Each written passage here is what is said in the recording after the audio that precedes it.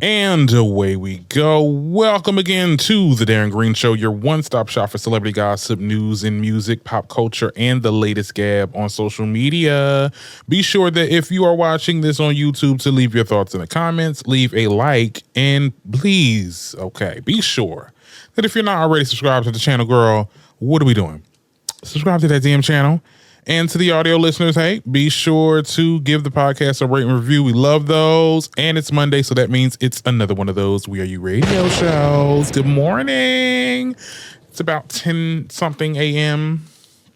10-something, because I don't know exactly when they're going to put this break on. But yeah, I'm here. I'm chilling. I'm doing what needs to be done. We didn't do a Thursday show. Like I said, Thursdays are tentative, and it just wasn't a lot going on at that time. So I said, let me save everything for the Monday show, because there's a lot of things brewing, but it wasn't like enough to do like a full-fledged episode, of course. And I wanted to get a lot of these topics were throughout the week. A lot has happened. Let's be clear. Like, a lot has definitely happened, but I wanted to wait a little bit to let the topics kind of marinate. So that's why sometimes you'll see me not do a Thursday show, because I'm just like, okay, hold on. Let me think on this. Let me let that register in my mind and really fester so I can come up with a take on these topics and stuff like that. So I'll be doing that, honey. And as far as my weekend report, child, I got my little drink in my hand, child. It's not a drink, honey. It's water. For the visual listeners, honey, I do not do well drinking on the episode, child. I get real dumb. But as for a weekend report, girl, I mean, I had a good weekend. Let's be clear. I went out to get some steak with my bestie, honey, because it's October. It's our birthday. Our birth month is October. Mine is on the 3rd. Hers is on the 16th. And we said that, okay, so we had to wait till my birthday. My birthday was just my PTO, staying home, doing what I got to do, and then doing family stuff. And then for her birthday, we were going to go out and do something. And I said, why not go to a rooftop steakhouse? Okay. Cause it's been a long time coming since I've been to New York on a more upscale level. Okay, so let's go to the whole rooftop thing, honey. Let's get some steak, honey. Now we went to the place, and I'm not going to say their names because I don't do that. Even if it is like a business it's a business when it's hard times, and I don't want to be like a Debbie Downer to that business, so I will not say their name. It was a good restaurant aesthetically. Like, we were on the roof. Outside, we were able to see New York and everything. The venue looked great. Everything that they said about the atmosphere was good. Portion sizes are a little small. I'm big back out here, girl. I'm big back out in this biatch. Okay, so when I asked for the NY strip, and I know probably in the future when I save some more money up, got to get the large steaks, because there was like a whole, like the porterhouse steak, girl, looked like a whole bison. I got the New York strip because when I went to Steak 48 in Philly, I'm like, the New York strip was pretty big too. So it was just like, I'm trying to conserve my money. It was like $70-something or something like that. Yes, $70-something. Go add it on to the truffle butter that they melted with a dang mini flamethrower. Like, I'm like, but the steak was like, what do I got in here? The steak was like this long, this wide almost, like this, right? Sorry for the audio listeners, you're not seeing this, but it was the size of a bottle of water. Okay, that was the density or the circumference of my NY strip. Now, when I got my NY strip from Steak 48 in Philly, okay, that was a bigger steak. Okay, I now know that if I'm going to a steakhouse in New York, I'm going to have to save up some money because the larger steaks were like 125. I was like, yeah, no, I'm not even going to risk that. And that still be not enough. You get what I'm saying? I felt bad for my best friend, girl. She got the little, I forgot what the ribeye or whatever. That's the little circular one. Girl, that looked like a hockey puck, a small hockey puck. I'm like, absolutely the frick not. Now, the food was good. The steak was good. The sides, we had macaroni and cheese. The bread was all right. It was mediocre. And I mean, we made the best of it. We had a good time. Like I said, I won't name drop that place because we don't do that out here. But I wish I would have left full. That's the only takeaway. But I had a good time. It was a good outing for my bestie. She had to go somewhere in the morning, so we had to leave. I was like, girl, let's go to a club after this. Come on, at least. But It was a good little outing. I would definitely go to another steak place. I think next time, child, we just gonna have to go to Philly because Philly, y'all taking it. Y'all are taking it, honey, with the portion sizes mixed in with the good food and the atmosphere, okay?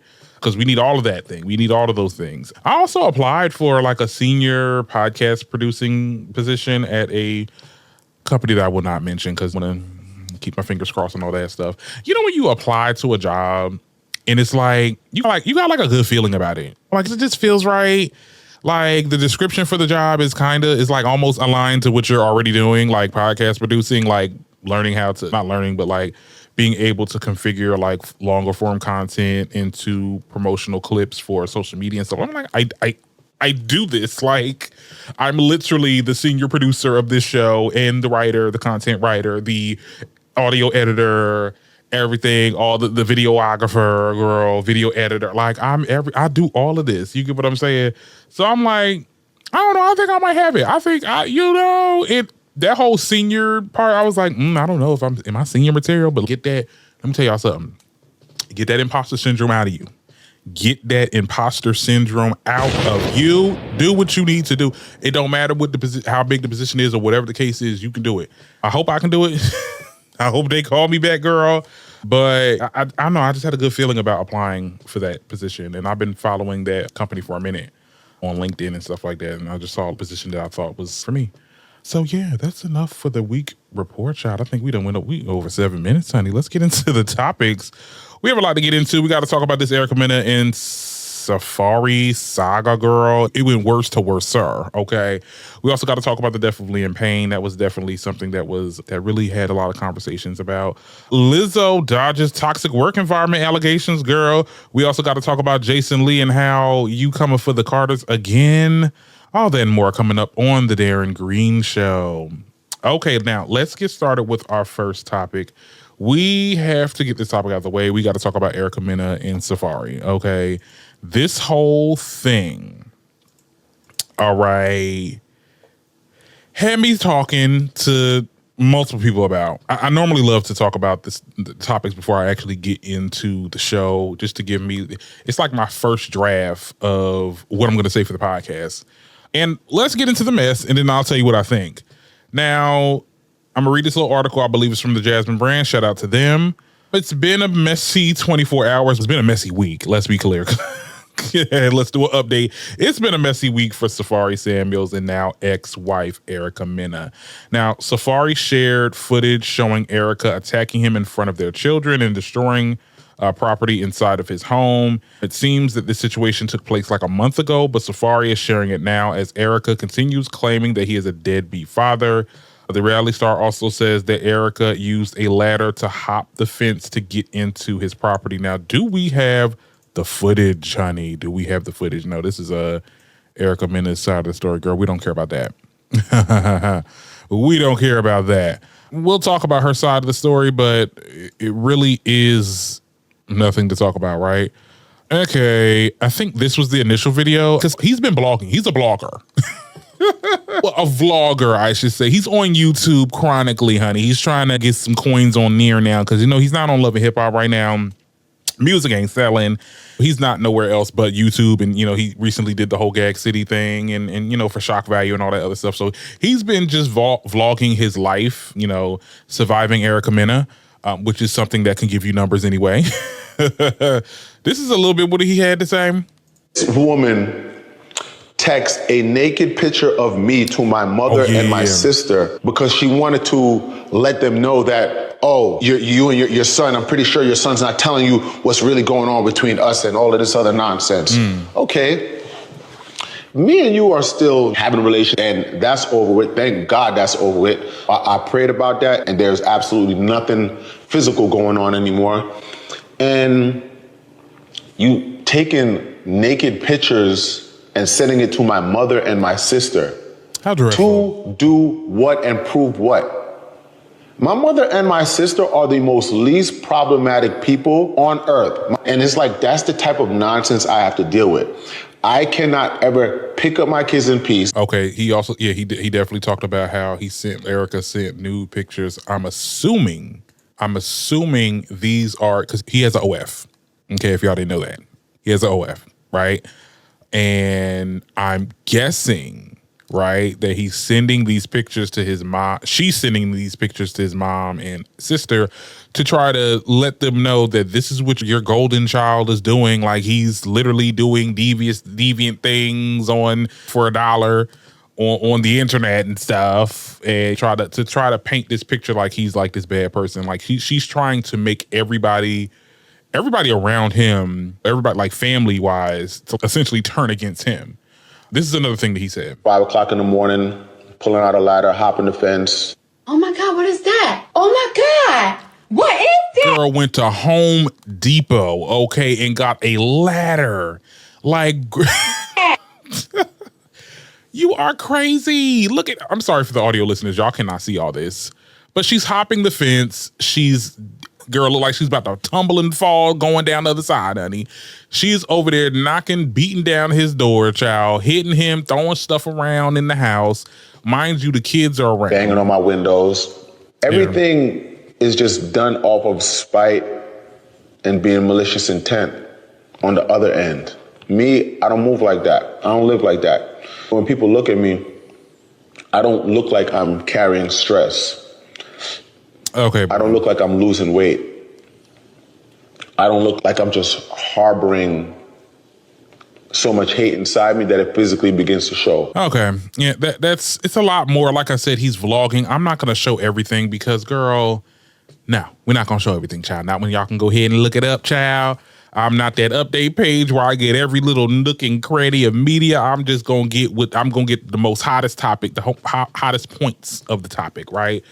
So in my response, I guess we can start off with Erica Mena, girl, how I feel about you, what's going on, and, you know, in regards to you and your plight with things.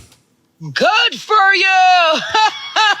Because, and I find it laughable, right, that I'm really on the Jean Vest man side. I don't feel bad for her at all. And I don't believe that Safaree is begging to get you back, because that was her initial response. I guess when he posted the fact that he was all over, I guess that she posted here that, oh, he was actually begging for me to come back. And that's why we got into these arguments and stuff like that, trying to make it seem like he's the one that wants to be with you and all this other stuff. I don't believe that at all. I think that Safaree is like actively trying to run from this woman.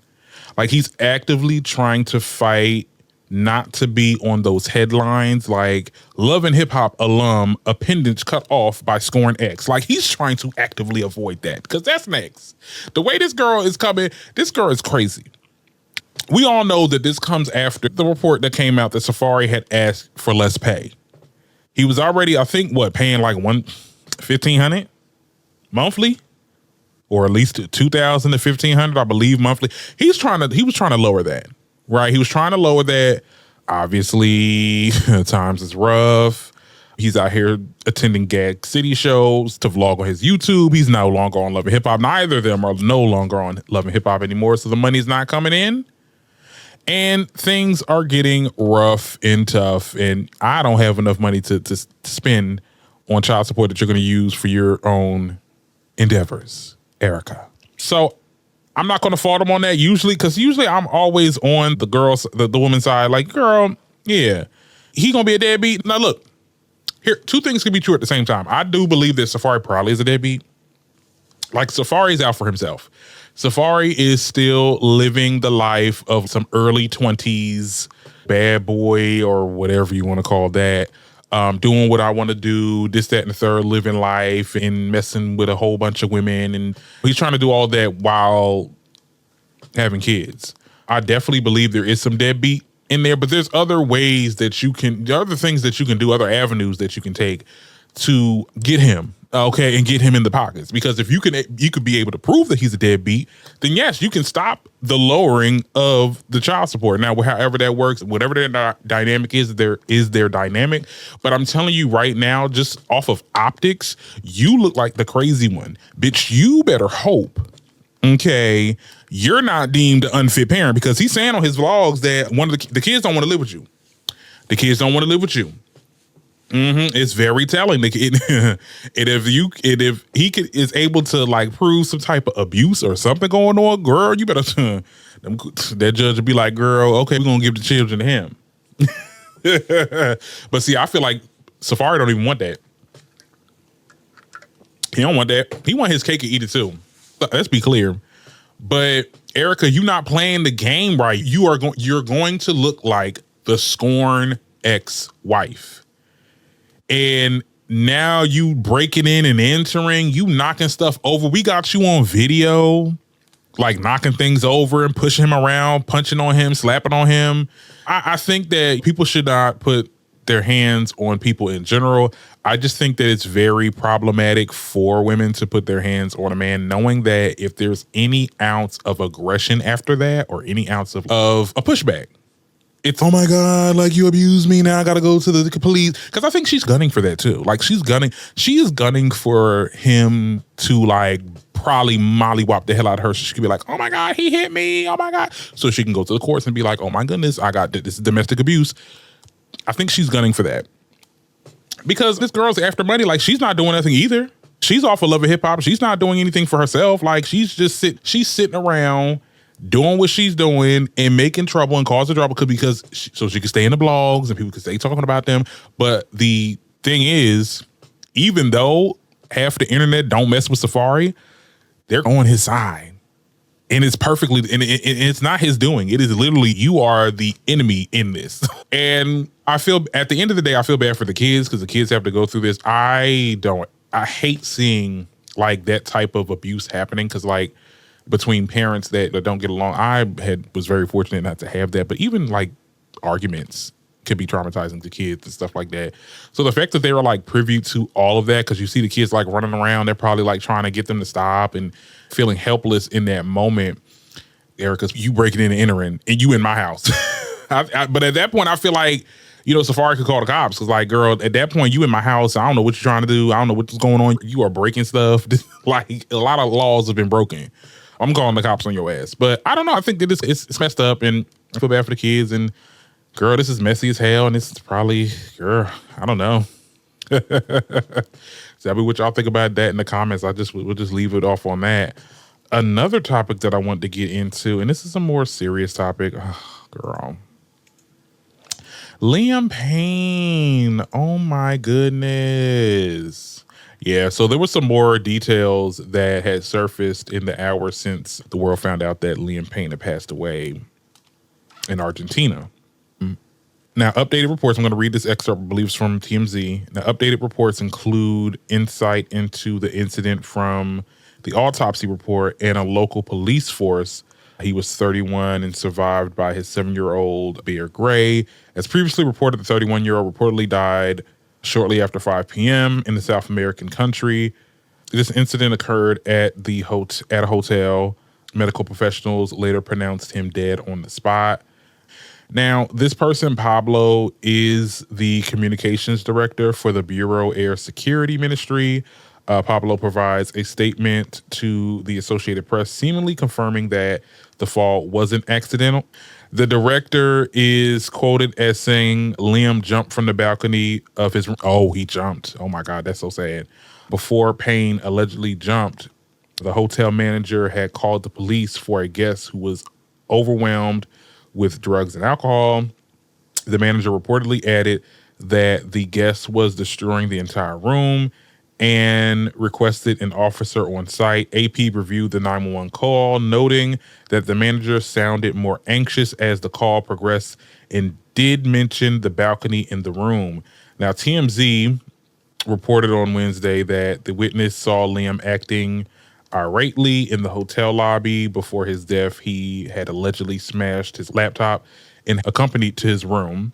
Now, note that in 2021, Payne revealed his previous addiction to alcohol and drugs as a One Direction group member. He also confirmed during his appearance on the Diary of a CEO podcast that he was drinking and drugging influenced suicide ideation.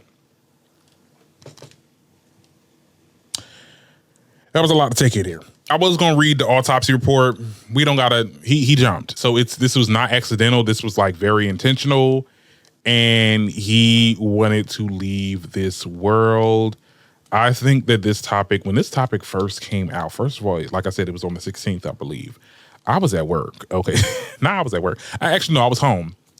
And we had people in the office. We were talking about this. Like, we've been talking about Liam for a minute because he's been like, not to be rude or anything like that, because, you know, he did have the untimely death, but he has been very problematic and has been acting out.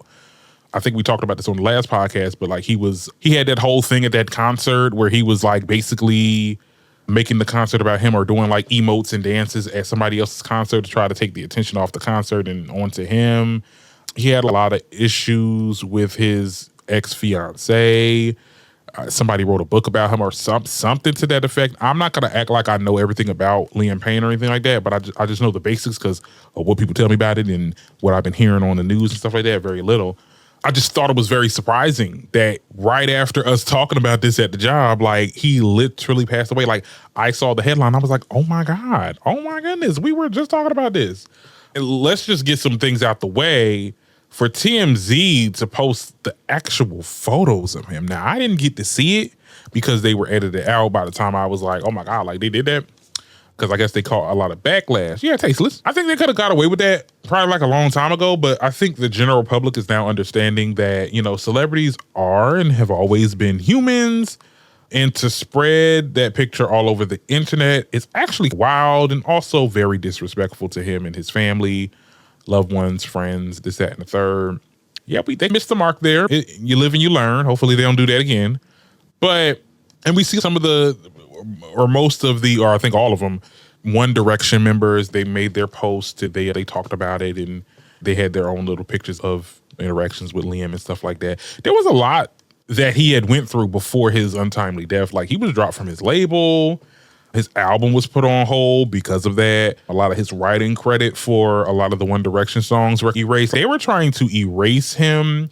And yes, a lot of stuff he got in, he was very problematic. But I think it was also because he was dealing with a lot of his substance abuse. I think that could have been the main thing here as to why he's been acting out, doing the things. Because when you look at it and you put it in perspective, right? Virtually everybody else moved on with their lives in a group. I think there needs to definitely be like a conversation about, okay, when I'm in this music group and then this artist decides to, well, we'll call the Beyonce of the artist, because when you leave the group and then you become like this big star, and then other people do their own things and they find their ways in other places.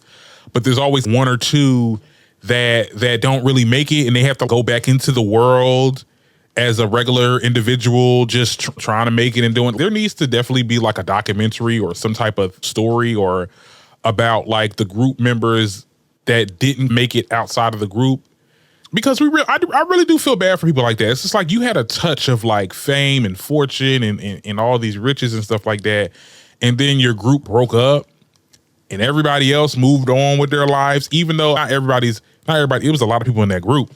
Nobody's Harry Styles out this bitch. Harry Styles is the only Beyonce of that group. But Zayn and the other people too, they did their own songs. They had their own albums. It may not have been as a big to do as Harry. Everybody's doing their thing, and then you just sitting there and just not. You had no elevation after that group. So I think that kind of did something to him mentally, which caused him in turn to get turned to the drugs and liquor. And when you have those riding with you, yeah, you do have some suicidal, nihilistic views. And the fact that he jumped, oh my gosh. That I feel so bad. I'm sorry to the family. Rest in peace, definitely.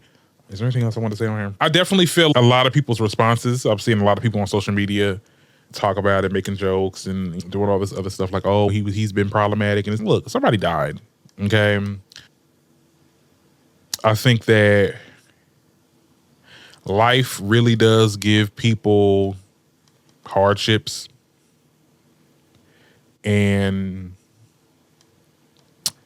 you either come out of it and be like, you know what, fine, I'm just gonna pivot and do what I gotta do and see what else I'm good at or see what else I can do in life. And sometimes people, it really is, I want this or else.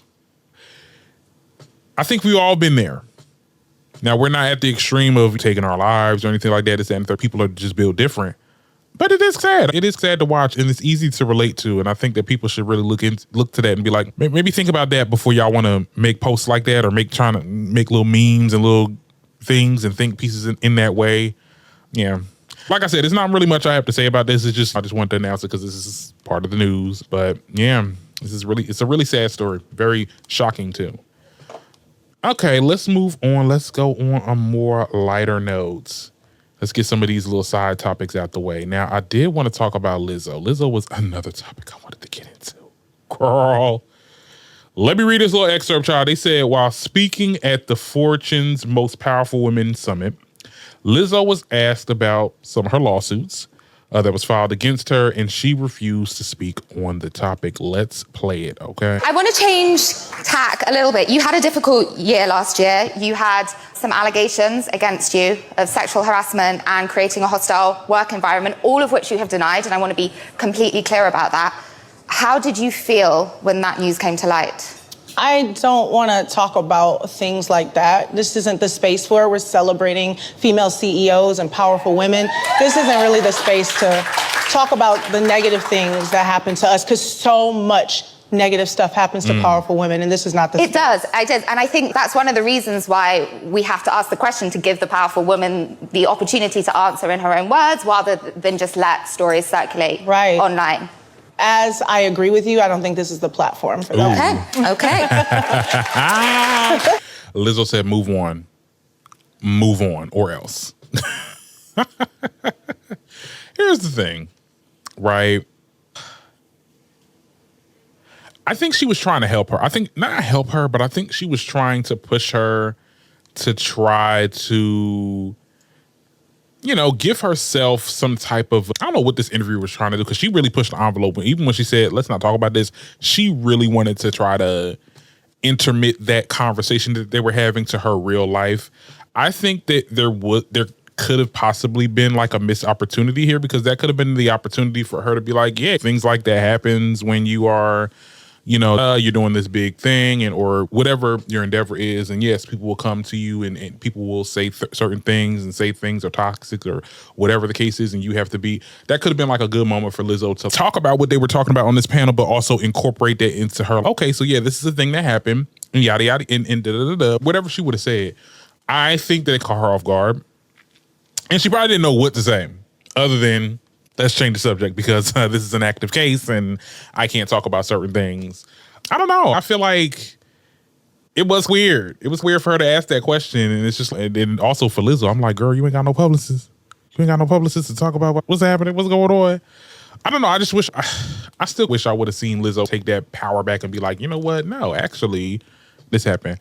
But I don't know. Maybe she paid the girls just trying to be messy and trying to get like a moment, which in turn it did get a moment. And I find this also funny that this case is hushed. It's so hushed now. No one's really talking about it like that. This girl woke it back up. But are those girls still trying to sue her? The world may never know. Anyway, let's move on to another topic that kind of pissed me off this week. Because I was like, do I want to talk about this? Girl, do I really want to talk about this? Yeah, we are going to talk about this. So, Jason Lee, he calls out the Carters, Jay-Z and Beyonce, again. Okay. He claims that Jay-Z and Beyonce have been calling him regarding Diddy's allegations, like on the recent episode of his Jason Lee podcast. The gossip commentator alleged that Jay-Z has been sending people to call him seemingly about putting out flames surrounding the couple's relationship with Puffy. Lee went on a rant during the beginning of the clip, being unpleased that he hasn't received any calls from the Rock Nation brunch, but has been getting calls regarding drama. However, towards the end of the clip, he stated that he hasn't gotten any calls threatening him with violence. I'll play some of the video. Let's see what he had to say, though, girl. Because when I heard this, I was like, girl, let's play it, though. You can call me yourself. You know how to get my number. You got people calling me. Call me yourself, because this right here is going to go viral. The way my job works on the internet, everybody's going to be clipping, sharing on TikTok. Watch this. Do your thing, TikTok. Jay-Z and Beyonce is going to see this. I am exhausted with people calling me about Jay-Z and Beyonce. You've never called for anything else, and I haven't even said anything about you yet. And yet I'm getting all these calls. I've gotten more calls over the weekend about Jay-Z and Beyonce. I think this is an opportunity to have a bridge and have a conversation about how this thing works, because I'm not a publicist. I'm just Jason. Okay. And I have opinions about unlocking Hollywood. Remember, I said at the top of the show or somewhere in the show that I was in love with the entertainment industry until I found out it was Jeffrey Dahmer. This is part of the gnawing at the wrist that the industry does. Black excellence. We don't show up for each other like we should. And then when the shit's about to hit the fan or some shit, you think I'm going to go fan some shit. Now you're showing up. Again, I'm not angry. I'm a little disappointed because as much as I've loved this woman for years, I told you I don't like her as much as I used to. I still love her, but I'm not as super fan like I used to be. How much I was this woman, this is everything. And this together is everything. When did this have to do about Beyonce? I thought you said this was Hove calling you and calling around to get stories, but okay. Everything. But is it? Yeah. I think that's an old video. I ain't got time for that. Yeah, that's my first question. And it's always, what does this have to do with Beyonce? Y'all see how y'all just insert her in there? I love this girl for many years, but now I'm not. What does she have to do with what you got going on or apparently, allegedly? So wait a minute, let me get this straight though. They're calling you, Jay-Z's people or Jay-Z's getting people to call you to try to make articles that try to deviate from the Carters' involvement with Diddy. That don't even make any damn sense. And if they did, which I don't think they did, let's give you that spoiler alert. I don't think that they called them at all.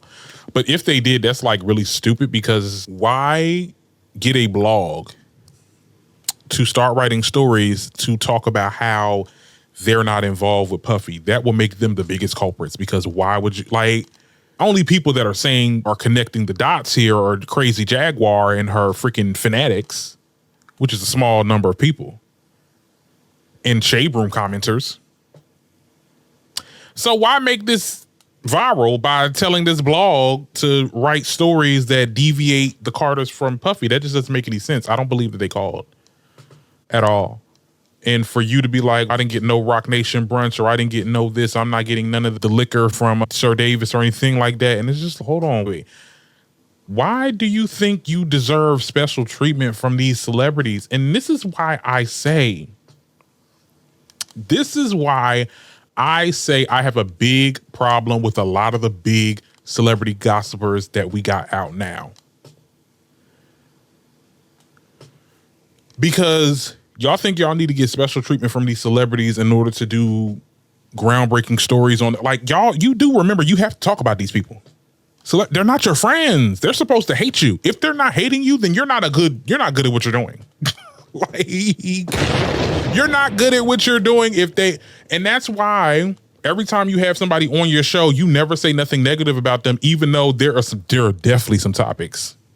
Now your bloggers might be realer than you because they're writing articles about what needs to be written about. I don't even go to you because a lot of your stuff is fluff pieces, and it favors the celebrities that's been on your show. Celebrities are supposed to hate you, right? They're not your friends. They are not your friends. If a celebrity is not cursing your ass out every day, you doing something wrong. And this is why I say you biatches will never be Wendy Williams. You will never be Wendy Williams. Because that girl, she didn't give a goddamn about who liked her. She didn't care about being invited to no events, no brunches, no... He said the freaking, why did I didn't get the little white card with Beyonce's signature on the roses or whatever the case. She didn't care about none of that shit. Now, she was nice to you before and gave you a little bit of pleasantries so you can come on her show and do an interview, but that's about it. But after you got off that show, oh yeah, I'm definitely talking about you, and it might be the next episode. I got my interview with you. I don't need to see no more now. I'm going to talk about you. Like, people are not doing that no more. People are not doing that no more. What happened to that? And this is why media is dying. This is part of the reason. I blame Jason Lee. You are setting the bar down low. There will never be another Wendy Williams. I think the only person that's close, and even though I don't like her ass, and I think she goes a little bit too far, Tasha K is up there. She lost it a little bit with this Cardi B thing. But she was definitely close. She was definitely the running mate to be like the next Wendy Williams. But this boy right here, Jason Lee, is tired. I'm tired. We're tired, honey. I don't believe that these people are calling you. Why would you think they were going to call you anyway when you threatened to air out their dirty laundry? because you didn't get invited to the Renaissance tour or the premiere of the Renaissance, like when she put it in the theaters. You threatened to reveal some tea that was going to be like lethal, and you blurted out what you were saying to your co-hosts as they were acting in googly eyes. Oh my God, like that is so... While you were saying bullcrap, probably. You think they was going to talk to you and try to work with you now? Absolutely not. They'll go to the shade room before speaking to you. Okay. Like the freaking shade. They'll go to media takeout before speaking to you. Like, who do you think you are? Girl. I can't. I literally can't, child. I can't. He suffers from severe case of delusions of grandeur. Honestly. Truly. Okay. And who else suffers from that? Alexis Skyy. Girl.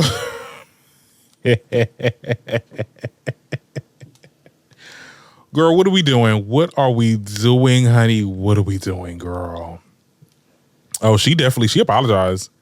She apologized. First of all, social media reacted to her speaking about potentially voting for Trump. She said this on a radio show. This is what she said. But I'm voting for Trump. I'm going to get right to the point. Well, let's talk about voting for Trump. What's the energy behind it? What's the thought process behind it? I just feel like when Trump was around, I just feel like things were different. But people have their opinion on him. I do think that Trump could be a little extra, but he gets the job done. So do you have conversations with your friends about politics? All my friends are voting for Trump. I feel like the younger generation, Trump has on lock. Okay. I'm not going to lie, because it was more money flowing for us. So what do you think? More money flowing from us. We had, when Trump was in office, honey, we had COVID. He didn't even believe the shit. Half the people was getting infected by it. Half the people was dying by it. And I will always bring up COVID when I talk about like his handling of that pandemic. I could just imagine if he was around when the swine flu was around. That's when because Obama was around with the swine flu. Handled that shit. And that was a pandemic, if y'all don't remember. But it wasn't as much as a pandemic as COVID-19. He didn't do shit. He did not do shit. And I want to say one of the things that I'm pretty sure she's probably one of the people that believes that, oh, he gave us those stimulus checks. It had his name on it. Money was not flowing when Trump was in office. Money, what money? You were getting famous. You had your little comeuppance because you was on a Love and Hip Hop show and you was making your money, this, that, and the third.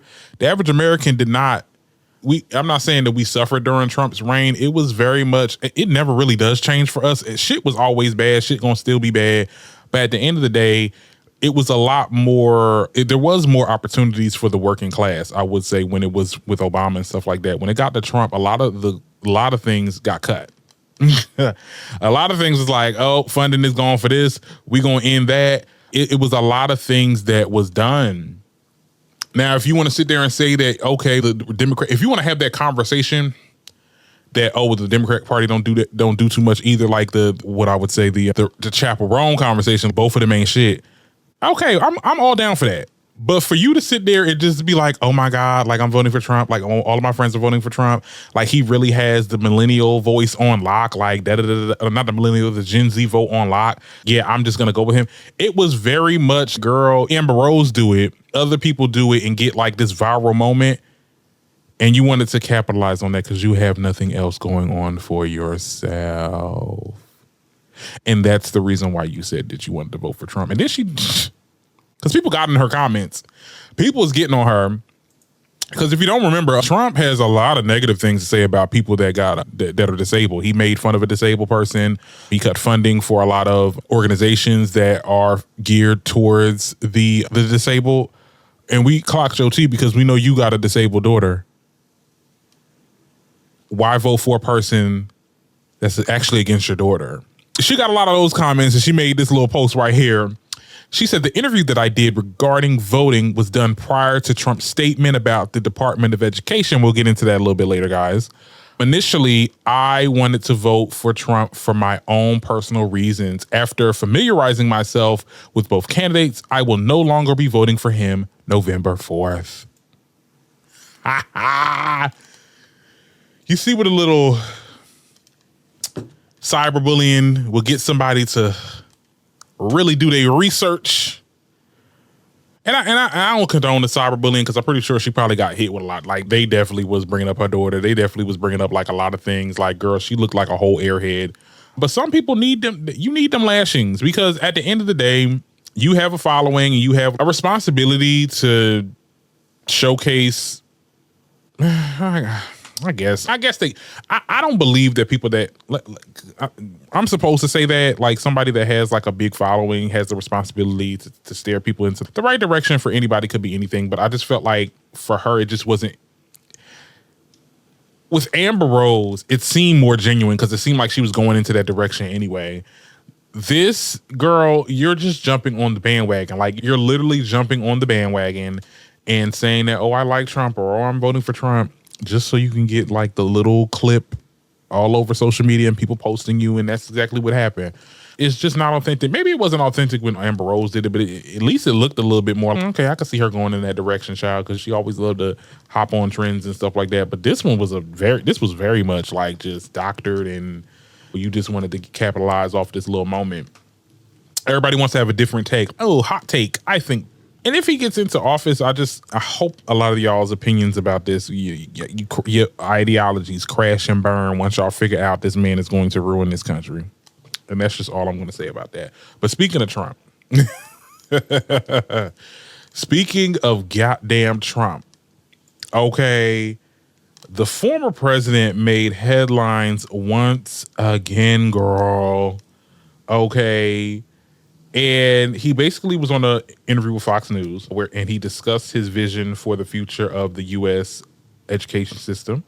Now, Trump not only reiterated his support for the school choice, but also dropped a bombshell about his plans for the Department of Education. In an interview, Trump revealed that he intends to completely shut down the Department of Education if reelected in 2024. According to Trump, closing the federal department would allow the country to cut half of its education budget, giving states more control over how they can manage their school curriculums. This is actually the clip here. Anything to do with school choice also. Okay. But also, separate from school choice, we're going to take the Department of Education, close it. I'm going to close it. We'll have one person, could be you if you decide to retire. Okay, Mr. President, here's what bothers central casting. Here's what bothers me about that. So let's say you have a liberal city, let's Los Angeles, San Diego, and they just decide we're going to get rid of that history. We got new history. This is America built off the backs of slaves on stolen land. And that curriculum comes in. Then we don't send them money. We would save half of our budget. Okay. And my thing is this. The Department of Education, like, it's already underfunded as it is. But to say that you would shut down the Department of Education is perfectly designed. Keep the people stupid. Keep Gen Z and Gen Alpha. Keep them dumb so that they can grow up with the lies that you tell. The lies that, oh, this country was built like this. And, like, it's going to get to a point, if he gets elected, girl, I don't even know where to start with this. I'm so flustered. I think that he's clearly doing this because he wants to squeeze out all the resources that he needs for his own plans. This is straight out of the Project 2025, the same project that he knows nothing about. Yeah, he lied again.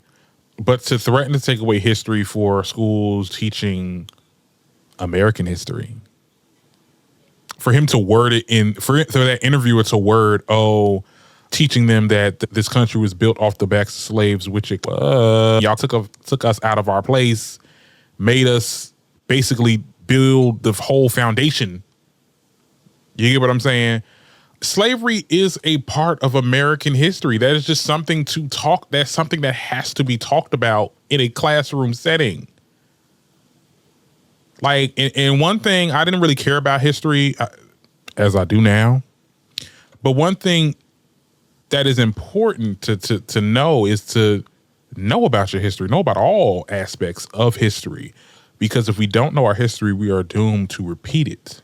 I've seen a podcast of somebody saying, oh, you know, I feel like states should have the right to have the freedom to do whatever they want. The government shouldn't get involved. And the person was like, okay, what if one state wanted slavery? All right, then I guess they'll have slavery. Like, people, y'all don't understand how some of this stuff can get reinstated. Like, I think that it was very concerning to watch that. We're not even just talking about critical race theory at this point. This is like just history. I mean, at the end of the day, it ain't like public schools really teaching people about. I learned the basics of slavery. When I was in public school, thank God I was able to go to a private school that was Black owned, and they taught us about slavery. We watched Roots. You get what I'm saying? We learned the basics of slavery in like public schooling. Like they tell us that, okay, yep, Black people were slaves and that's what happened. And then after that, after Martin Luther King, everything was good. But to take that away, just to not let students know that, hey, like your ancestors were slaves or your ancestors were slave owners, and that's just how that was the way of the world back then, to not teach them some truths was stopping them from completely lying and completely making up and rewriting history in itself.